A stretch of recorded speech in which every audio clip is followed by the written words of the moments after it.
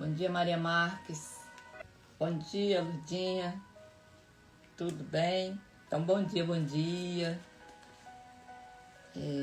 A mais um dia de leitura da Palavra de Deus, né? Hoje nós vamos ler os versículos 7 e 8 do livro de Romanos. E você é nosso convidado e convidada a ler a Bíblia toda. Bom dia, Miss. Então vamos orar, né? Pedir ao Senhor que nos oriente, nos direcione, né? Nos dê sabedoria. Pai Celestial, Deus de bondade e misericórdia, mais uma vez, Senhor, somos gratos a Ti, meu Deus, pela oportunidade de termos alcançado mais esse dia, com vida, com saúde, Pai, e com disposição para estarmos aqui lendo, conhecendo a Tua palavra, meu Deus. Te pedimos, Senhor, que o Senhor nos abençoe com a Tua sabedoria, Pai. Que o Espírito Santo de Deus esteja aqui conosco, nos direcione, Pai, nos dê revelação do alto céus. Nos traga, Senhor, tudo aquilo, traga a nossa mente, nosso coração, tudo aquilo que o Senhor quer nos falar através da Tua palavra. Essa oração que fazemos em nome de Jesus, que vive e reina para sempre. Amém. Glória a Deus, né? Por mais esse dia de vida. Então, capítulo 7. Livre da lei, preso em Cristo. Não estamos mais debaixo da lei. Nós estamos debaixo da graça, né? Então, irmãos, falo aos que conhecem a lei. Ou vocês ignoram que a lei rege o homem durante o tempo em que ele vive? Deixa eu tirar um pouquinho aqui. Por exemplo, pela lei, a mulher casada está ligada ao marido enquanto ele vive. Mas se o marido morrer, ela estará livre da lei que a une ao marido. Pois isso, se ela se casar com outro enquanto o marido ainda está vivo, será considerada adúltera. Entretanto, se o marido morrer, ela estará livre da lei e não se tornará adúltera, se vier a casar com outro homem. Assim, meus irmãos, vocês também morreram para a lei, por meio do corpo de Cristo, para pertencerem a outro, aquele que ressuscitou dentre os mortos, a fim de que possamos frutificar para Deus. Pois quando éramos controlados pela carne, as paixões pecaminosas despertadas pela lei atuavam nos membros do nosso corpo, de forma que dávamos fruto para a morte.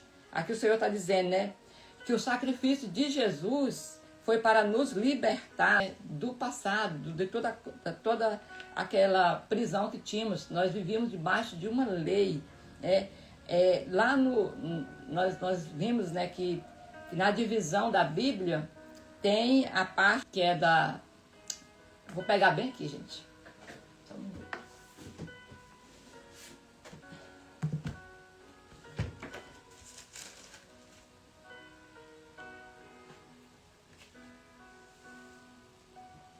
É aqui onde fala de Moisés, né, que é referente à lei, né, que é de Gênesis, Êxodo, Levítico, Números e Deuteronômio. Então, quando Paulo começa a falar aqui, ele está falando para as pessoas que tinham domínio dessa lei, né? Irmãos, falo aos que conhecem a lei. Aí ele tá nos dizendo que Jesus ele veio para nos libertar de todas as coisas que a gente era presa antes, né? E ainda existem pessoas que continua, mesmo que acreditem em Jesus, continua preso àquele laço de antigamente. É como se o sacrifício de Jesus na cruz não fosse suficiente. Ele continua buscando algo a mais. Quer dizer, isso aqui não basta. O sofrimento de Jesus não basta, não. Eu tenho que me agregar a mais outras coisas. Então o Senhor está nos dizendo, né, que agora nós precisamos dar frutos, do Espírito, né? É esse o fruto que o Senhor que espera de nós. Agora, porém, porque morremos para aquilo a que estávamos presos, fomos libertos da lei para que sirvamos com um espírito novo, não por meio da antiga lei escrita, mas sim pela ressurreição de Jesus. Então nós nascemos de novo, né? Pela ressurreição de Jesus. Então a luta contra o pecado, mas o Senhor fala, ele não veio para anular, ele veio fazer cumprir. Fazer cumprir, mas como? Com ele, né? Com Jesus, com o Espírito Santo que ele nos deixou. É diferente de ser debaixo de ordem de homem, de disciplina que o homem mesmo fez. Debaixo da graça, é de Deus, não é mais de homem. A luta contra o pecado, versículo 7. Que diremos então? A lei é pecado? Continua a discussão, gente. Essa discussão, ela estava lendo que fala assim, que um dos livros mais complexos que tem no Novo Testamento é o livro de Romanos. Porque ele revela um conflito interno que todo ser humano tem. E eu falei, nossa, ele revela esse conflito interno que nós temos. Todo mundo tem, pelo menos é o que fala a palavra. Que é a luta da carne contra o espírito. E aqui em Romanos existe, né, Paulo demonstra esse confronto. Por isso ela é bem complexa, muitas perguntas. E aí nós precisamos muito que o Espírito Santo de Deus fala conosco, de fato, para ficar bem claro para nós. E assim, é claro que existem estudos de estudiosos da palavra que vai nos aprofundar. Bom dia, Digé. Que depois nós poderemos fazer um estudo, bem para o estudo, não leitura, né? De Romanos, que é para a gente aprofundar mais nele, né? É um dos livros que eu quero voltar depois, para fazer estudo mesmo, não só leitura. Então, versículo 7, a luta contra o pecado. Que diremos então? A lei é pecado? De maneira nenhuma, Paulo diz.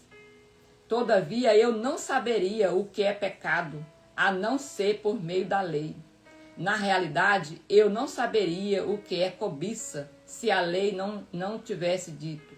Não cobice, aqui ele fala dos 10 mandamentos, né? Dos mandamentos da lei de Deus. Não cobice. No entanto, o pecado, aproveitando a oportunidade dada pelo mandamento, produziu em mim todo tipo de cobiça. A luta, gente, que a gente falava, né? A luta contra. A lei fala, não cobice, mas o pecado sabe que a lei está pedindo para não cobiçar, o que ela faz? Ela vai gerar em você, né? Se você não está firme em Cristo, o desejo de cobiçar. Luzirene, bom dia, Luzirene. A leitura da Bíblia, estamos no capítulo 7 de Romanos, a partir do versículo 7. Então, pois sem a lei o pecado está morto. Houve um tempo quando eu vivia sem a lei, mas quando o mandamento veio, o pecado reviveu e eu morri. Lembra quando a gente fala assim, quando eu não servia ao Senhor, era tranquilo, né? As coisas estavam tudo normal. Quando eu passei a servir ao Senhor, veio uma turbulência tão grande na vida. Por quê, gente? Aqui ele fala, né? Quando eu vivi, houve um tempo, versículo 9, houve um tempo quando eu vivia sem a lei, mas quando o mandamento veio, o pecado reviveu e eu morri. Descobri que o próprio mandamento destinado a produzir vida, na verdade, produziu morte. Pois o pecado, aproveitando a oportunidade dada pelo mandamento, enganou-me e por meio do mandamento me matou. E aqui quer dizer, a lei revela o pecado. Ela serve para nos mostrar como se fosse um espelho, mas ela não nos transforma. Ela revela o que é errado, mas ela não nos transforma, porque quem transforma é Jesus. É Cristo que nos transforma. Porque se a gente não buscar Ele, só baseado na palavra, na lei, sem buscar a busca do Senhor, mesmo que a gente procure cumprir o que está na palavra, na lei, lá do Antigo Testamento, quem está falando, nós vamos continuar em pecado, porque nós estamos anulando o sofrimento de Jesus. De fato, versículo 12, de fato, a lei é santa e o mandamento é santo, justo e bom. Então, o que é bom se tornou em morte para mim? Não, deixa eu voltar, é uma pergunta. Então, o que é bom se tornou morte para mim? De maneira nenhuma. Mas para que o pecado se mostrasse como pecado, ele produziu morte em mim por meio do que era bom. De modo que, por meio do mandamento, mostrasse como o pecado é extremamente mau. Versículo 14. Sabemos que a lei é espiritual. Eu, contudo, sou carnal, pois fui vendido como escravo ao pecado. Quando Adão pecou, ele entregou toda a humanidade ao pecado. Não entendo o que faço, pois não faço o que desejo, mas o que odeio. Agora, se faço o que não desejo, admito que a lei é boa. Nesse caso, não sou mais eu quem o faz, mas o pecado que habita em mim. Sei que nada de bom habita em mim. Isto é, na minha carne, porque tenho o desejo de fazer o que é bom, mas não o faço. Pois não faço o bem que desejo, mas continuo praticando o mal que não desejo. Ora, se faço o que não desejo, já não sou eu quem o faz, mas o pecado que habita em mim. Aqui Paulo fala claramente para nós aqui, essa luta que existe dentro do ser humano. A luta do espírito contra a carne. Aqui ele fala, o espírito ele quer uma coisa e a carne quer outra. E aí, quem vence? É quem a gente alimenta. É essa que vai. Por que a gente precisa buscar a palavra? Por que a gente precisa buscar a obediência? Por que a gente precisa buscar o arrependimento? Por que a gente precisa buscar a Cristo e aceitar a Cristo? Tem que ser todo dia. Não é só um dia, porque eu já aceitei e aí pronto. Não, é todos os dias eu tenho que confessar, que Jesus é o Senhor da minha vida. É Jesus que governa minhas vontades. É Ele que eu me submeto todos os dias. Porque senão, a carne é mais fácil você encontrar motivação para alimentar a sua carne. Porque onde a gente está, o tempo todo, as coisas que acontecem no nosso meio, é para alimentar o desejo da carne, o desejo carnal. E se a gente foge da presença do Senhor, ela vai se fortalecendo. A gente nem percebe. Quando a gente perceber, nós já perdemos o controle. Ela já dominou. Então nós precisamos, aqui Paulo fala isso, porque, vou voltar a ler aqui rapidão, tá? Novamente. Versículo 16. Agora, se faço o que não desejo, admito que a lei é boa. Nesse caso, não sou mais eu quem o faz, mas o pecado que habita em mim, a carne. Sei que nada de bom habita em mim, isto é, na minha carne. Porque tenho o desejo de fazer o que é bom, mas não o faço. Pois não faço o bem que desejo, mas continuo praticando o mal que não desejo. Às vezes faz e depois arrepende, Mas por quê? Porque está forte em você, quando você comete vários, fica caindo em pecado, que é o que está forte em você, é o desejo da sua carne, é a sua carne. Ora, se faço o que não desejo, já não sou eu quem o faz, mas o pecado que habita em mim, que fui alimentado, Então nós precisamos, como a gente falava antes, alimentar o nosso espírito, nossa aproximação com o Senhor, nossa intimidade com Deus, esse relacionamento diário, constante com o Senhor. Então, versículo 21.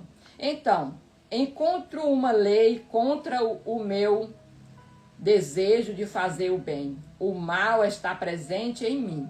No íntimo do meu ser, tenho prazer na lei de Deus, mas vejo contra a lei atuando nos membros do meu corpo, guerreando contra o íntimo do meu ser, tornando-me prisioneiro da lei do pecado que está em mim. Miserável homem que sou, quem me libertará deste corpo sujeito à morte? Graças a Deus por Jesus Cristo, o nosso Senhor. De modo que com a mente eu próprio sou servo da lei de Deus, mas com a carne sou escravo da lei do pecado. Então, gente, a vitória para nós não está, não está no esforço humano, está em Jesus Cristo. É Jesus que vai nos fortalecer, vai nos direcionar, porque a carne, ela luta, ela não vai parar não, de jeito nenhum, ela vai continuar. Então Paulo nos mostra que a lei de Deus é boa, é santa e perfeita, mas ela não tem poder para mudar o coração da pessoa. Ela não é errada, ela é perfeita. Não tem o poder de mudar o coração. Ela funciona como um espelho, mostra o erro. Ela mostra onde estamos errando. Mas ela não corrige o erro, ela não limpa. Ela só nos mostra, nos revela, olha, você está pecando aqui. Cada vez que a gente lê a Bíblia, a gente percebe alguma coisa que a gente está fazendo de errado. Alguma coisa que a gente precisa mudar. Mas só a gente lê, vai mudar? Não vai. Nós vamos sair daqui ciente, de algumas coisas que a gente precisa mudar. Mas se a gente não mudar a postura, não fizer essa correção, não vai adiantar de nada. Só vamos ficar ciente daquilo. Mas depende do nosso eu, da nossa atitude, de transformação, de arrependimento, de mudança de rota. Então a lei, ela é perfeita, como ele disse aqui. Mas ela funciona assim, como esse espelho, para nos mostrar, para revelar os nossos defeitos, nossos erros. Então, aqui nós fechamos o capítulo 7.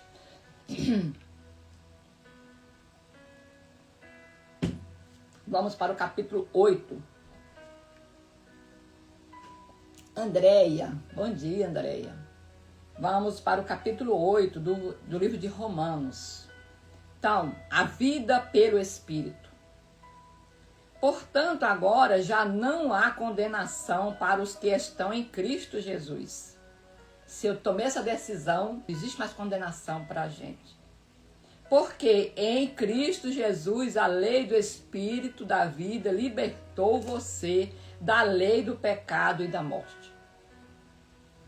Porque aquilo que a lei era incapaz de fazer, visto que estava enfraquecida pela carne, Deus o fez enviando o seu próprio Filho em semelhança à carne pecaminosa, como oferta pelo pecado. Assim, condenou o pecado da carne, a fim de que os preceitos da lei fossem cumpridos em nós, que não vivemos segundo a carne, mas segundo o Espírito.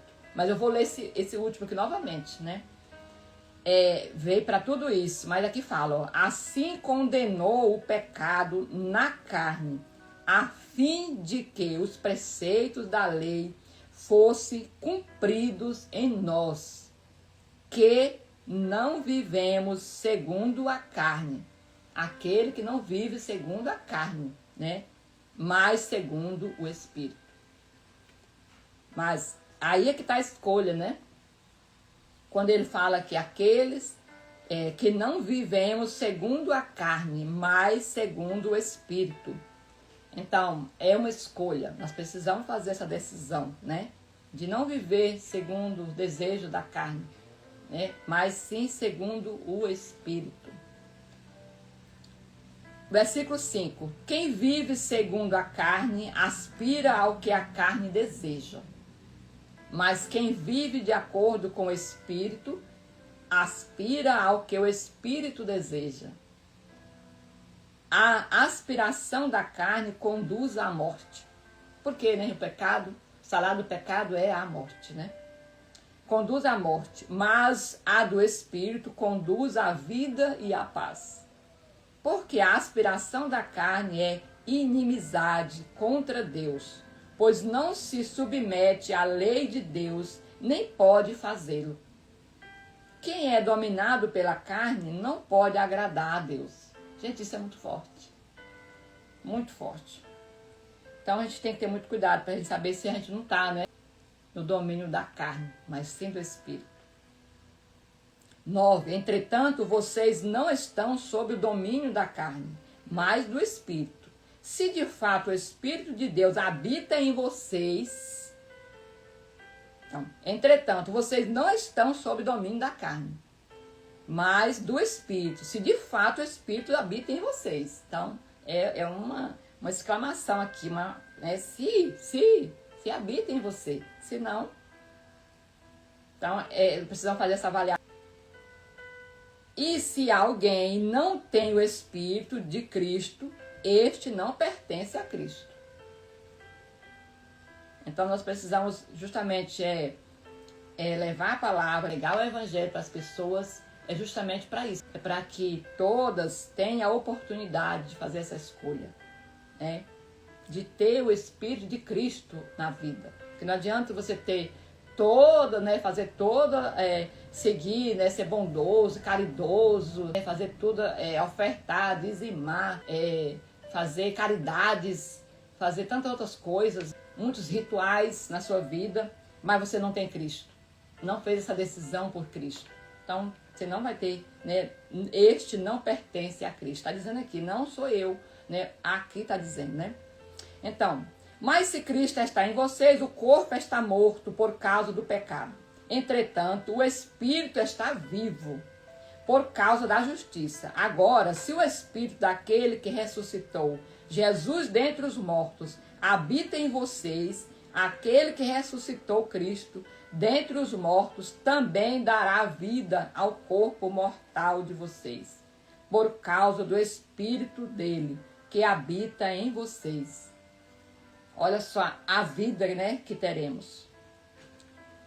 Versículo 12. Portanto, irmãos, somos devedores, não à carne, para vivermos sujeitos a ela. Pois se vocês viverem de acordo com a carne, morrerão. Mas se pelo Espírito fizerem morrer os atos do corpo, viverão. Porque todos os que são conduzidos pelo Espírito de Deus são filhos de Deus. Pois vocês não receberam um espírito de escravidão para novamente temerem, mas receberam um espírito que os torna filhos por adoção, por meio do qual chamamos Abba, Pai. Olha só, o que o Senhor fez conosco. De condenados ao pecado que éramos, né, pelo pecado de Adão, distante, né, da glória do Senhor, ele, com a morte do seu filho, ele nos levou a gente para perto, com muita intimidade, ao ponto de a gente chamar ele de Pai, né? Abba, Pai. Pai não é mais Senhor, não é aquele rei, aquele Senhor distante, não. É algo bem íntimo, bem próximo, né? Abba, Pai. O próprio Espírito testemunha ao nosso Espírito que somos filhos de Deus. E se somos filhos, também somos herdeiros de Deus e co-herdeiros com Cristo. Se de fato sofremos com Ele, também com Ele seremos glorificados. E aí, como é que a gente faz, né? Pra gente... Como que a gente entende que sofrer com Cristo, né? Muitas das vezes nós temos coisas que a gente considera, parte da minha vida. Acaba sendo, eu sou viciado nisso. E aí você continua, né, naquilo lá. E você abandonar aquilo que realmente faz parte da sua rotina diária ali, que te faz levantar de manhã para fazer isso, você abandonar aquilo, é você sacrificar também, né? Você está abandonando. Por que você está abandonando? para me ser livre, para me amar a Cristo, para me ser livre, para receber o Espírito de Deus dentro de mim. Porque Deus, ele não vai usar vaso sujo, ele não vai compartilhar uma casa com outro, né, com um outro espírito, vamos assim dizer. Que tudo aquilo que a gente adora acaba sendo, né, o nosso Deus. Então o Senhor, ele não vai habitar em um vaso que é compartilhado com outro. De forma alguma. Ele merece e exige exclusividade, né? Então Cristo, ele exige e merece, né? Ele deu a vida dele por nós. Então vamos continuando, versículo 18. Estamos chegando para o final. O sofrimento presente e a glória futura. Considero, pois, que os sofrimentos do tempo presente não podem ser comparados com a glória que em nós será revelada. Ou esperança maravilhosa, ou promessa boa, né? Essa é uma promessa maravilhosa, né? Considero, pois, que os sofrimentos do tempo presente não podem ser comparados com a glória que em nós será revelada. Que é de Deus, né? A criação aguarda com grande expectativa que os filhos de Deus sejam revelados, pois a criação foi submetida à inutilidade, não pela sua própria escolha, mas por causa da vontade daquele que a sujeitou, na esperança de que a própria criação será liberta da escravidão que conduz à decadência para receber a mesma gloriosa liberdade dos filhos de Deus.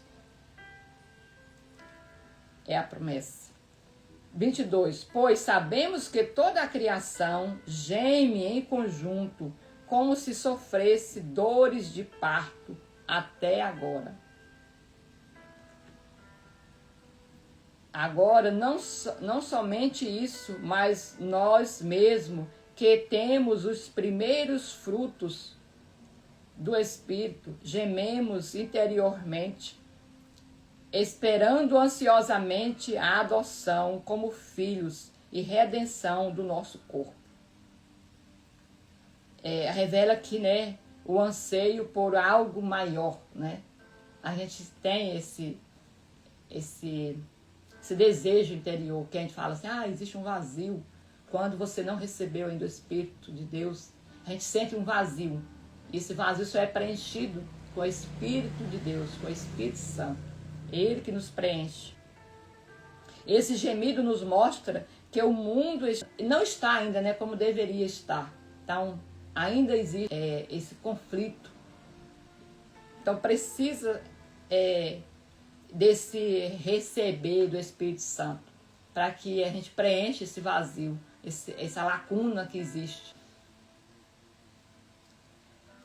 Então vamos, né? Nessa esperança fomos salvos. Versículo 24. Nessa esperança fomos salvos. Contudo, a esperança que se vê não é esperança, pois quem espera por aquilo que está vendo? Nós não esperamos, né, por aquilo que a gente está vendo, nós esperamos por Deus, né, que a gente não vê. Entretanto, se esperamos o que não vemos, com paciência o aguardamos. Então, 26. Da mesma forma, o Espírito nos ajuda em nossa fraqueza, pois não sabemos como devemos orar, mas o próprio Espírito intercede por nós com gemidos inexprimíveis. E aquele que sonda o nosso coração conhece a mente do Espírito, porque o Espírito intercede pelos santos de acordo com a vontade de Deus. Então, assim, se nós temos o Espírito Santo conosco, independente do sofrimento que a gente esteja passando, mesmo naquele momento que a gente está tão aflito que não consegue nem orar, né? Não sabemos nem falar com o Senhor. Nesse momento a gente recebe, né, aqui, ó, a intercessão do Espírito Santo. Né? O Senhor, ele sabe o desejo do nosso coração, precisa a gente abrir a boca. Quando a gente está naquele momento de dificuldade, bem aflito mesmo. que a gente não consegue, ou está chorando desesperado, não consegue nem falar. Mas o Senhor, Ele está lendo o nosso coração, nosso sentimento, nossos pensamentos, né? Porque nós temos o Espírito Santo conosco, ele intercede por nós, mesmo que a gente não esteja falando, mas Ele está intercedendo por nós e falando por nós. Mas que vencedores, a partir do versículo 28. Sabemos que todas as coisas contribuem juntamente para o bem de todos aqueles que amam a Deus, dos que foram chamados de acordo com o seu propósito. Pois aqueles que de antemão conheceu, também os predestinou para serem conforme a imagem do seu Filho, a fim de que ele seja o primogênito entre muitos irmãos. Aos que predestinou, também chamou; aos que chamou, também justificou; aos que justificou, também glorificou. Esse primeiro versículo aqui, sabemos que todas as coisas contribuem juntamente para o bem de todos aqueles que amam a Deus. É uma passagem que é muito falada, né? A gente ouve constantemente. E às vezes é até confundida. É entendida assim, como se não existisse o mal, né? Tudo que acontece é coisa boa. Não. O Senhor está falando assim, para mim, pelo menos para dizer para mim, eu entendi, né? Para mim. É que tudo que acontece na minha vida, por muito ruim que seja, por péssimo que seja, para eu achar assim, isso aqui é o fim. Eu tenho que entender que tudo que está acontecendo na minha vida, né? Se eu tenho Cristo em mim, aquilo vai me levar para algo bom. Algo maior o Senhor tem para mim. Um propósito de Deus está nascendo ali daquela dor. Então, esse foi o entendimento que eu recebi. Que existe um propósito maior, né, de Deus. Se eu sou de Deus, se eu tenho Cristo comigo, se o Espírito Santo está em mim, eu não estou imune de problemas. Não estou imune de problemas. Os problemas vão acontecer sim. O diferencial é que tudo que acontecer, dependendo da forma que eu conduza, nasce dali um propósito vindo de Deus. Então, versículo 31. Que diremos, pois, diante dessas coisas? Se Deus é por nós, quem será contra nós? Como a gente ouve isso, né? Aquele que não poupou o seu próprio filho, mas o entregou por todos nós, como não nos dará graciosidade por ele todas as coisas? Então aqui, né? Se Deus é por nós, quem será contra nós? É como se a gente não fosse ter inimigo, né? Sim, e temos toda hora, né? Aí é que temos mesmo. Ele está ao nosso derredor, mas ao nosso redor, próximo conosco, nós temos o Espírito Santo. E aí, se nós temos o Espírito Santo conosco, quem vai se atrever, né, a tocar na gente? Ele pode até tentar, né? Mas nós temos o Senhor conosco. Nós somos blindados com o sangue poderoso de Jesus. O inimigo ele vai desistir da gente? De forma alguma. Talvez ele vai investir até mais, porque é alvo dele. Porque quem já é dele, né, ele não vai ficar, né, lutando para ganhar o que já é dele. Ele vai lutar para ganhar aquele que não é dele. Mas aí a gente precisa manter firmeza, né? Porque nenhuma oposição tem poder final sobre quem está nas mãos de Deus. Essa é a lição de si. Deus é por nós, quem será contra nós, né? Então, nenhuma oposição nos vencer. Porque nós estamos na mão de Deus. Então, versículo 33. Quem fará alguma acusação contra os escolhidos de Deus? Quem é o atrevido aí, né? E Deus, quem o justifica? É Deus quem o justifica. Quem os condenará? Foi Cristo Jesus que morreu e mais, que ressuscitou. É como se assim, quer mais alguma coisa? Existe algum Deus nesse mundo, Deus com D minúsculo, que fez isso, que morreu, que ressuscitou, que deu a vida por nós? Não tem. Pode ter feito qualquer outra coisa, mas isso aqui só Jesus fez. Foi Cristo Jesus que morreu e mais, que ressuscitou. Ele está à direita de Deus e também intercede por nós. Quem nos separará do amor de Cristo? Será tribulação, ou angústia, ou perseguição, ou fome, ou nudez, ou perigo, ou espada? Como está escrito. Aqui passa um versículo do Salmos 44, 22. Por amor de ti enfrentamos a morte o dia inteiro. Somos considerados como ovelhas destinadas ao matadouro. Então, nós estamos ali constantemente correndo esse risco. Mas quando a gente está firmada, né, no amor de Cristo, nada. Nós não precisamos ficar com medo de forma alguma. Nós temos que ter a ousadia para enfrentar. Porque entregue nós somos, né? Todos os dias, quando a gente amanhece o dia, nós temos que ter a certeza que nós temos Cristo conosco. Mas também a gente não pode esquecer também que nós estamos no meio de lobos. Eles estão o tempo todo tentando nos estragar. Que é isso que a Bíblia fala, né? Que o inimigo está ao nosso derredor, buscando uma brechinha, uma falha nossa para nos atacar.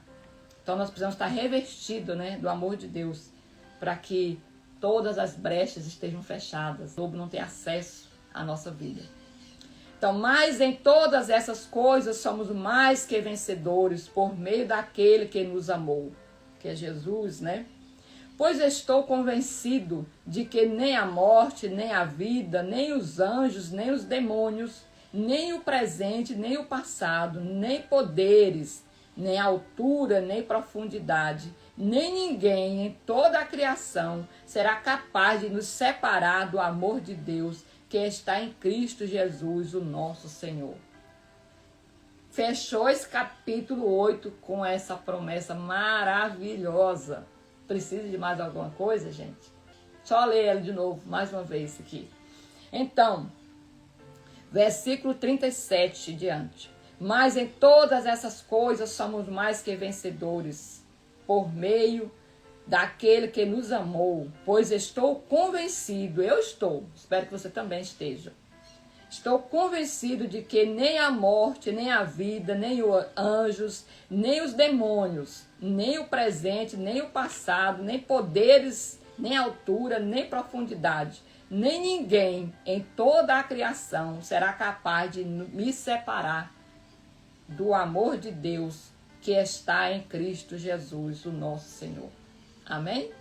Amém, amém, gente? E aqui nós concluímos o capítulo 8, sem comentários aqui no final. Só com essa declaração aqui, nós fechamos o capítulo 8. Então, assim, nesse capítulo 8 aqui, né, gente, Romanos 8, ele nos convida a viver uma nova identidade. Não mais guiados, né, pelo medo, pela culpa ou condenação, mas pelo Espírito, pela confiança, né? Pela confiança em Deus. E aqui é o fechamento. Nós não somos mais guiados. Porque nós fizemos uma decisão. Para que nós fizemos essa decisão? Se a gente continuar com medo, com ansiedade, aquela angústia, desesperado, isso é fruto, não é do Espírito Santo, não. Nós vamos ter medo em algum momento? Sim. Mas é passageiro, não é uma coisa que tem que permanecer hoje, permanecer amanhã, permanecer depois. Não. De forma alguma. Nós temos Cristo, nós somos mais que vencedores. Nada nesse mundo vai nos prender. Nós precisamos declarar isso todos os dias. Eu sou vencedora, eu sou abençoada de Deus, eu sou filha amada do Senhor, eu sou protegida, eu sou ungida. Então eu tenho que declarar isso todos os dias para mim mesmo. E quando você declara, o mundo espiritual está ouvindo. Então, fechamos aqui o capítulo 7, capítulo 8. E amanhã estamos firmes aqui novamente, 5h30 da manhã, lendo capítulo 9 e capítulo 10 do livro de Romanos. Amém, né, gente? Vamos orar? Agradecimento ao Senhor. Pai Celestial, gratidão a Ti, Senhor, pela Tua palavra. Gratidão a Ti, Senhor, pela oportunidade de termos a Bíblia, meu Deus, termos acesso à Tua palavra. Gratidão a Ti, Senhor, pela oportunidade de ter lido, Pai, os capítulos 7 e 8. Obrigado por tudo aquilo que o Senhor tem nos falado, meu Deus. Obrigado, Senhor, pela disposição que o Senhor tem nos dado de levantar cedo e dispensar as nossas premissas, né, do nosso dia, do nosso tempo a Ti, meu Deus, a ouvir e a procurar a aproximação de Ti. Nós te pedimos sabedoria, Pai, para que nós possamos colocar em prática tudo aquilo que o Senhor tem nos ensinado. Essa oração que fazemos em nome de Jesus, que vive e reina para sempre. Amém. Amém, amém, gente? Então, que Jesus abençoe o nosso dia, que tenhamos um dia cheio da graça e da bondade do Senhor, e que a gente tenha cada dia mais a certeza, né, que somos filhos e filhas amadas de Deus. Amém?